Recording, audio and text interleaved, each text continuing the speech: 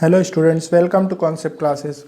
So today we are going to discuss class 10th Political Science 3rd chapter part 3. We had already completed our part 1st and part 2nd. Now today we are going to discuss our part 3rd. So in part 3rd our topic is some major regional party in India. So some major regional parties as shown below. So first party is Shiv Sena. So this is a logo of Shiv Sena party. The main political parties in Maharashtra established in 1966. तो ये political party Maharashtra में कब establish हुई थी? 1966 में. Objective, सो इस political party का objective क्या है? Protection of the region of the Marathi people. Sorry, rights of Marathi people. So ये क्या करती है? मराठी पीपल के राइट्स के लिए लड़ती है. Protection of the Marathi language का प्रमोशन करना. Resistance of people from other region. साथ ही साथ इस पार्टी का एक ये भी है कि ये जो अदर रीजन के लोग होते हैं उनका विरोध भी करती है. ठीक है. Now in 1997 it entered into a coalition with BJP and came to be power in Maharashtra. तो इसने 1995 में क्या किया? शिवसेना ने बीजेपी के साथ कोलिजन किया, गठबंधन किया और महाराष्ट्र में शिवसेना की सरकार बनाई. It shared power with the BJP in Maharashtra since 2014. और ये 2014 के इलेक्शन से आज तक 2014 के इलेक्शन से क्या कर रही है? शिवसेना बीजेपी के साथ जुड़ी हुई है. ओके, अपना पावर शेयर कर रही है. नेक्स्ट पार्टी है जिसका नाम है शिरोमणि अकाली दल.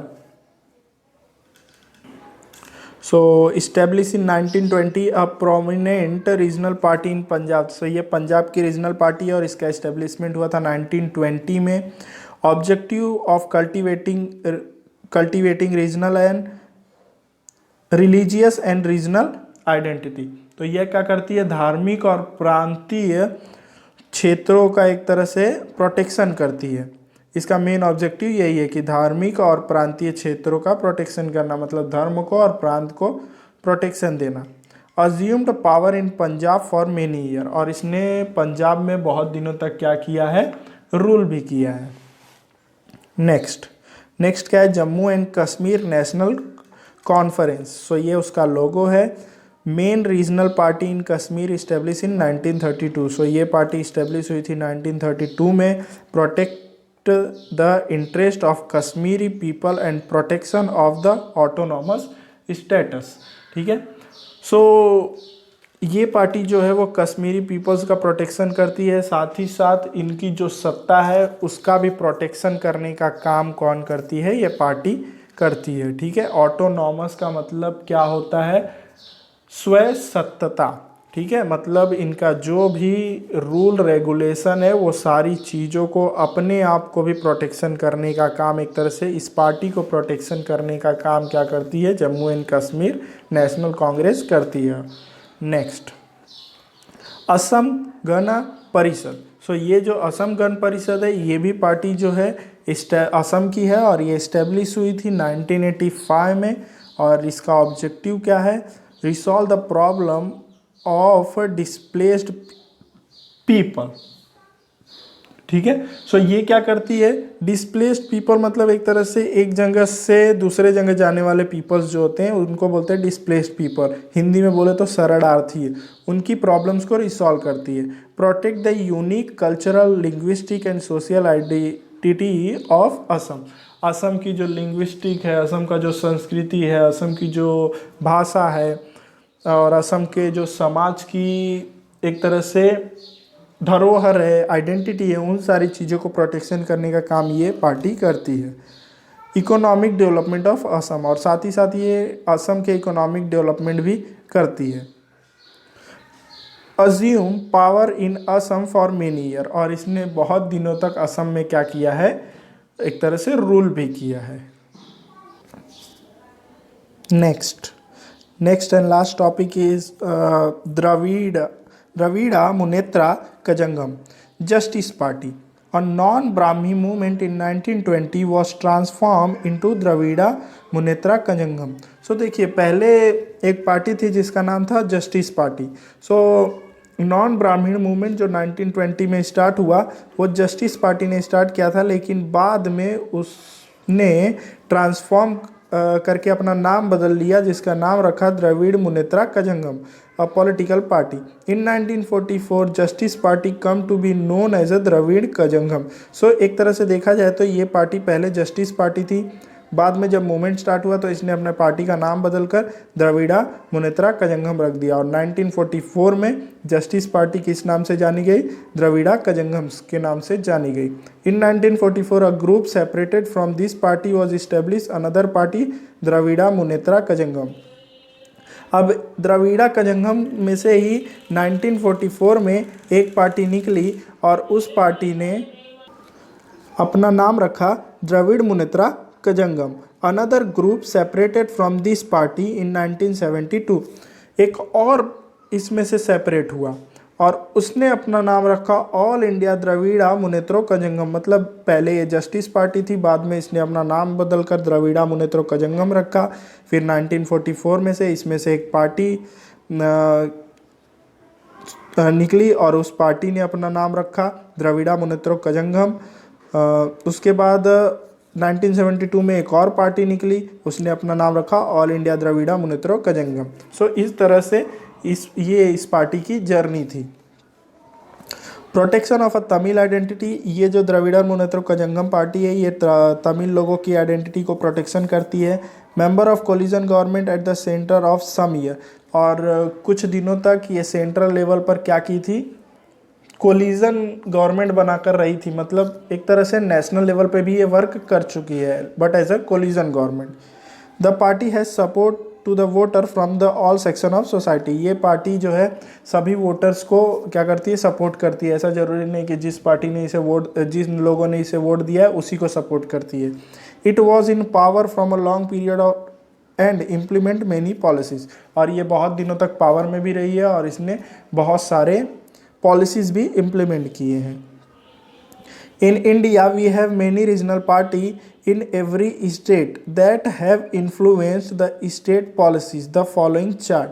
So बोल रहा है कि इंडिया में बहुत सारी जो है वो रीजनल पार्टी है और वो आपको चार्ट में देखने मिलेगा। So as a perform of a regional party in Maharashtra in the election of 2009 and 2014। सो देखिए ये जो चार्ट है, ये चार्ट के थ्रू आपको पता चलेगा कि विधानसभा का जो इलेक्शन हुआ था उस इलेक्शन में कौन सी पार्टी का परफॉर्मेंस किस तरह से था। तो चलिए देखते हैं। Name of the party, election year 2009, election year 2014, seats win. So मतलब ये दिया है कि 2009 में कौन सी पार्टी ने कितना सीट जीता था और ये दिया है 2014 में कौन सी पार्टी ने कितना सीट जीता था। सो देखिए शिवसेना, सो शिवसेना जो है वो 44 सीट्स जीती थी 2009 में एंड 63 सीट्स जीती थी 2014 में। इसीलिए तो नेक्स्ट नहीं, महाराष्ट्र में जो है शिवसेना की गवर्नमेंट जो फॉर्म हुई थी वो 2019 इलेक्शन में फॉर्म हुई थी। सो 2014 में बीजेपी की गवर्नमेंट थी महाराष्ट्र में। नेक्स्ट महाराष्ट्र नवनिर्माण सेना, सो उसमें 2009 में 30 सीट जीता था और इस पार्टी ने, और 2014 में ओनली 1 सीट जीता था। प्लीसेंट एंड वर्कर पार्टी, ये भी एक पार्टी है जो 2009 में 4 सीट्स एंड 2014 में 3 seats. Republican Party of Indian Bahujan Mahasangh, दोनों टाइम पे इसने एक एक ही सीट जीता था। रिपब्लिक पार्टी ऑफ इंडिया, इसने दोनों टाइम पर एक भी सीट नहीं जीता था। समाजवादी पार्टी 2009 में 4 सीट एंड 2014 में ओनली 1 सीट। बहुजन विकास अघाड़ी 2009 में 2 सीट्स एंड 2014 में 3 सीट्स। राष्ट्रीय समाज पक्ष 2009 में 1 सीट एंड 2014 में भी 1 सीट। ऑल इंडिया मजलिस ई इत्तेहादुल्ला मुस्लिम, ऑल इंडिया मजलिस ए इत्तेहादुल्ला मुस्लिमीन। सो ये 2009 में ये पार्टी एग्जिस्ट ही नहीं करती थी, 2014 में आई और इसने 2 सीट्स जीता। नेक्स्ट है जन सुराज्य शक्ति, इसने 2009 में 2 सीट जीता एंड 2014 में एक भी सीट नहीं जीता। नेक्स्ट है लोक संग्राम, इसने 2009 में 1 सीट जीता और 2014 में एक भी नहीं। नेक्स्ट है स्वाभिमानी पार्टी, 2009 में 1 सीट एंड 2014 में एक भी सीट नहीं। सो ये चार्ट था महाराष्ट्र के रीजनल पार्टीज़ का, और ये विधानसभा के इलेक्शंस थे 2009 में जो हुए थे उसमें किसने कितनी सीट्स जीती थी, और 2014 में जो हुए थे विधानसभा के इलेक्शन उसमें किसने कितनी सीट जीती थी महाराष्ट्र में। Next, can you tell every state in India has a regional party. It is not possible to take review all those party, find out the information about other regional party with the help of the map of India. So बोल रहा है कि भारत के हर राज्य में क्या है, regional party है। सो क्या हम लोग सभी रीजनल पार्टी के बारे में इंफॉर्मेशंस नहीं ले सकते? सो लेट्स स्टार्ट करते हैं, मैप लेते हैं और मैप में जिस स्टेट में जो रीजनल पार्टी है उसका क्या करते हैं, रिप्रेजेंटेशन करते हैं। सो देखिए आपके स्क्रीन पे डिस्प्ले हो रहा होगा रीजनल पार्टी जो अलग अलग स्टेट में है। सो देख लीजिए टोटल 28 स्टेट्स हैं, तो टोटल 28 स्टेट में जितनी रीजनल पार्टीज़ है वो सारी रीजनल पार्टीज़ आपके स्क्रीन पे डिस्प्ले हो रही है।